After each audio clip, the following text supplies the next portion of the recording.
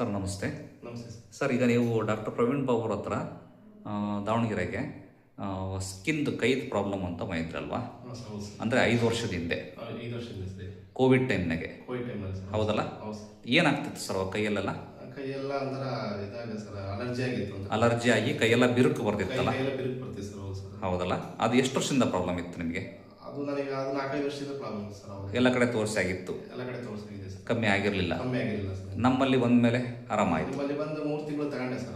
ಅವು ಪಿತ್ತ ಖರ್ಚು ಮತ್ತು ಸ್ವದೇಶಿ ಖರ್ಚು ಅವು ತಗೊಂಡ್ಮೇಲೆ ಎಲ್ಲ ಕ್ಲಿಯರ್ ಸರ್, ವಾಸಿ ಆಗಿದೆ ಸರ್. ಅವನ್ನೆಲ್ಲ ತಗೊಂಡ್ಮೇಲೆ ಮತ್ತೇನು ಸಮಸ್ಯೆನೇ ಇಲ್ಲ? ಸಮಸ್ಯೆ ಇಲ್ಲ ಸರ್. ಅವತ್ತು ಬಂದರೆ ಇವತ್ತೇ ಬರ್ತಿರೋದು ನೀವು? ಬಂದು ಇವತ್ತು ಬರ್ತಿಲ್ಲ ಸರ್. 5 ವರ್ಷದ ನಂತರ ಬರ್ತಾ ಇದ್ದೀರಿ? ಅಲ್ಲಿಂದ ಇಲ್ಲಿವರೆಗೂ ಒಂದು ಮಾತ್ರನೂ ತಗೊಂಡಿಲ್ಲ? ಮಾತ್ರ ತಗೊಂಡಿಲ್ಲ. ತಗೊಂಡೇ ಇಲ್ಲ?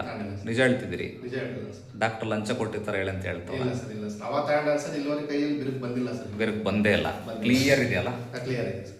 ಫುಲ್ ಕ್ಲಿಯರ್ ಇದೆ? ಕ್ಲಿಯರ್ ಇದೆ ಸರ್. ಮುಂಚೆ ಎಲ್ಲ ಹೊಡೆದು ಬಿಡೋದು? ಮುಂಚೆ ಸ್ವಲ್ಪ ಕೊಯ್ದಂಗೆ ಆಗೋದು, ಮತ್ತೆ ಅಲರ್ಜಿ ಥರ ಇದಂಗೆ ಸರ್. ಕಡ್ತಾ ಬರೋದು? ಕಡ್ತಾ ಬರೋದು, ಗಲ್ಗಲ್ಲಿ ಥರ ಇದಾಗ ಸರ್. ಹಾಂ. ಆಮೇಲೆ ಇವತ್ತು ಬಂದಿದ್ದು ಕಾರಣ ಸರ್?